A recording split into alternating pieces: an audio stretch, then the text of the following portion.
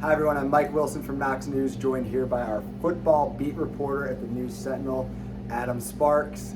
We are here to recap Tennessee's 59-10 season opening win against Ball State. I think the starting point here for us has got to be the offense, Adam. Hendon Hooker, efficient, 4 touchdowns total. Didn't really play in the second half. A lot of wide receivers, a lot of good running game.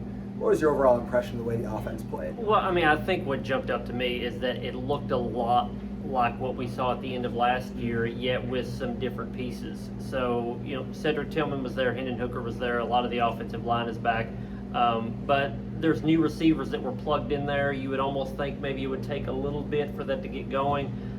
It didn't look that way. So much of what Josh Heupel's system has been, his MO, is that he can take a lot of different pieces, plug them in, and make the offense go regardless of who those players are. And he put new pieces in there, and it looked fine. Now, this is against Ball State, so we'll see moving forward what that looks like. But Jalen Hyatt looked great. Brew McCoy hadn't played in almost 2 years, the USC transfer, and he was plugged in and looked like he had been here for quite a while. So in terms of efficiency, which is really important to this offense, I thought it went as well as it could.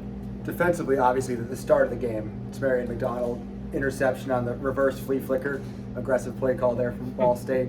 Big reward, big risk. Turnover there, a couple more turnovers forced as well throughout the game. Kamal Haddon with an interception there as well. Thought the front seven got good push, which we didn't see a lot of necessarily at points last year. How about the defense today? Yeah, I wonder against a team like Ball State if they did enough in the front seven. You and I talked during the game that it seemed like there was some rush, there were some pressures, but it wasn't like they were piling up sacks. They were getting back there, but they weren't getting back there enough. I thought the 2 turnovers were pretty big because really personnel-wise, Kamal Haddon is a new starter at corner.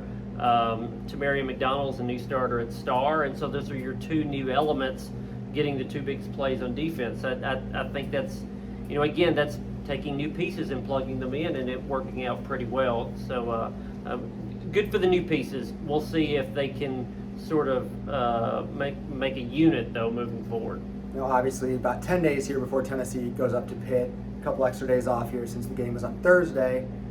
It's a little bit different test. Pitt battle tested already, having played West Virginia.